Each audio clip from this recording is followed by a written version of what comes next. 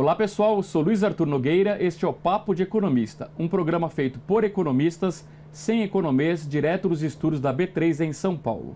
Conosco nesta semana, Diogo Moreira Carneiro, professor e consultor da Faculdade FIPECAF. Diogo, hoje, o último bloco da semana, as projeções econômicas para 2017 e 2018.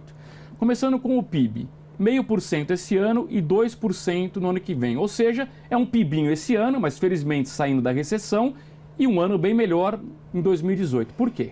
Vamos lá, a gente já teve esse crescimento, né? Então, quer dizer, a gente falou em 1% no primeiro trimestre, 0,2% agora no segundo. Então, a gente tem esse cenário de recuperação, já dá para a gente esperar, né, que teremos crescimento esse ano. Então, eu diria que entre 0,5% e 1%, vamos ser mais conservador aqui, fico com 0,5% para esse primeiro ano. Tá. No ano seguinte, apesar da gente ter essa questão da eleição, que dá uma incerteza muito grande, a gente tem um período mais longo, né, de trabalhar. Então, isso tudo depende um pouco dessas reformas estruturais, né, se vai sair ou não vai. Então, quer dizer, a gente tem um componente de incerteza bem grande, mas 2% também não estou falando nada muito assustador. Para quem caiu 7 nos últimos 2 anos, né? Então, assim, a gente fica abaixo do patamar esperado global, né, que é mais ou menos de 3%, ou bem abaixo dos emergentes, que geralmente gira em torno dos 5%, mas a gente já está falando de um crescimento, né? Então, quer dizer, 2% não é um número tão desprezível para quem está saindo de uma crise. E também não dá para falar um crescimento muito maior que isso para o Brasil, justamente porque a gente tem esses problemas estruturais. Então, quer dizer, vai chegar um momento que vai bater num patamar ali, ou a gente faz a lição de casa, né, que é essas reformas estruturais, mexer em infraestrutura, ou seja, lidar com o lado da oferta, ou a gente vai ter um pouco de dificuldade em deslanchar e ter crescimento muito mais expressivos do que esse. Então, 2% ali, 3% é razoável. Perfeito. E acho que contribui muito a queda dos juros, né? A gente tem a Selic aí, você projetando 7,25, ou seja, um corte ainda de mais um ponto ao longo desse ano, e 7,5 no ano que vem. Quer dizer, um patamar, para o padrão brasileiro, um bom patamar de juros. Ele é baixo, considerando o nosso histórico, né? Então, quer dizer, mas assim, se a gente for ver a inflação também, está ali na base, né? Mas esse corte ele tende a ser abaixo do estrutural. Então, quer dizer, é um estímulo de fato. Eu estou colocando aqui entre 7% e 7,5% para o final desse ano, é o que o mercado espera, né? O que o mercado trabalha com essa expectativa, e é o que o próprio Copom sinalizou agora na última reunião, né? Então, a gente tem mais 2 reuniões aqui para frente. Sinalizou até uma redução no ritmo de então, queda, seria, né? caiu um ponto agora na última, então agora ou cai 0,75, 0,25, ou meio e meio, então o que está sendo esperado é descer mais um ponto até o fim do ano e estabilizar. Historicamente, geralmente, quando tem um perfil de queda, né, que chega ao fim, ele acaba subindo um pouco, né, para normalizar, vamos dizer assim, né. Eu coloquei 7,5% para 2018. Às vezes, eventualmente, esse número pode até ser maior. Isso depende bastante do que vai acontecer no nosso cenário político. Como é que vai, qual que vai ser a força do governo em implementar as reformas, né, ou melhorar de fato esse cenário para que a gente tenha um crescimento consistente, né.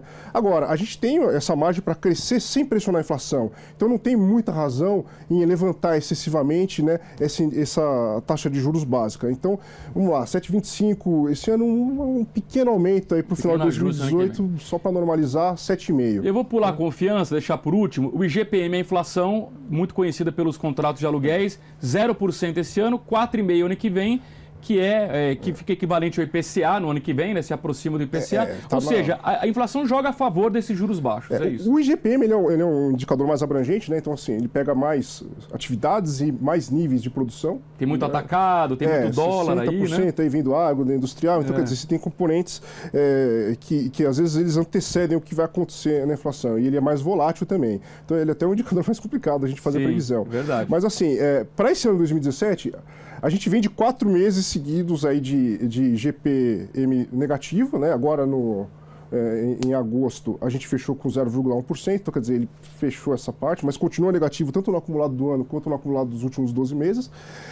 A tendência é que agora, com essa questão do câmbio, né, da Selic mais baixa, né, e esse cenário de crescimento, a gente começa a ter um cenário, uma posição inflacionária já positiva, né? Então a gente sai dessa questão de deflação e começa a trabalhar aí na inflação positiva, e isso deve se manter para o ano que vem. Então, assim, a gente não tem mais essa expectativa de deflação, né? Então, o índice de preço deve entrar na normalidade e ele deve alinhar ali um pouco com essa expectativa da meta de inflação e do próprio IPCA. Agora, com números tão bons, por que a confiança não sobe na sua avaliação? Quer dizer, a gente fica abaixo do nível de 100 pontos, 85 pontos, que é um nível ruim ainda, né? De pessimismo, de falta de otimismo, né? Atualmente a gente está com 80,1, 81, né, 80,9, se não me engano, é o último número, né, do índice de confiança do consumidor. Mas esse número, ele não passou de 86, ele passou de 85, acho que em março desse ano, e antes disso, só lá atrás, só 2 anos atrás, ele passou de 85 pontos. Não existe muita razão, na verdade, para o próprio consumidor se sentir mais confiante em investir ou se sentir otimista em relação à economia. O clima político atrapalha? O clima político é o principal fator, na minha opinião. Então, quer dizer, apesar de ele ter uma melhora para 2017, quer dizer, a gente está falando de 81 agora, deve aumentar um pouco, chegar até 85, como o ano que vem é um ano de muito debate, muita discussão, muita bobagem sendo dita, né? Vamos falar bem a verdade. Isso afeta muito a confiança do consumidor. Então, quer dizer, geralmente quando a gente tem um debate assim, muito quente, as pessoas dão um passo atrás, né, e ficam um pouco reservadas ali em termos de consumir mesmo, né, e gastar, investir. Embora a gente tenha falado aqui que é um momento interessante de se investir, precisa ver como é que o consumidor reage a esses estímulos, né? Então a gente tem, no ano que vem, apesar do Selic, né, a gente tem uma série de indicadores, o desemprego também vem melhorando, então a gente tem uma série de indicadores que tendem a aumentar a confiança do consumidor. Mas como tem esse cenário de eleição, que é muito ataque, muita fragilização dos rumos, né, do país, gera cautela, isso acaba afetando com uma certa força a confiança. Muito bem. Diogo, por favor, faça um visto aqui nas suas projeções. O Diogo volta daqui a um ano no Papo de Economista, não para a gente ver o que ele acertou, o que ele errou, mas na verdade para a gente ver o que aconteceu no Brasil e no mundo que eventualmente afetou para cima ou para baixo as projeções. Combinado, Diogo? Maravilha. Para a gente concluir, hoje, dado o seu grau de otimismo ou pessimismo, você compra ou vende Brasil hoje? Eu estou tentando trazer uma mensagem de otimismo aqui hoje, né? Então, compra o Brasil. Compra o Brasil. Muito bem. Muito obrigado, Diogo Moreira Carneiro, economista, professor e consultor da Faculdade FIPECAF, conosco nesta semana no Papo de Economista. A você, um grande abraço, um ótimo fim de semana e até o programa da semana que vem.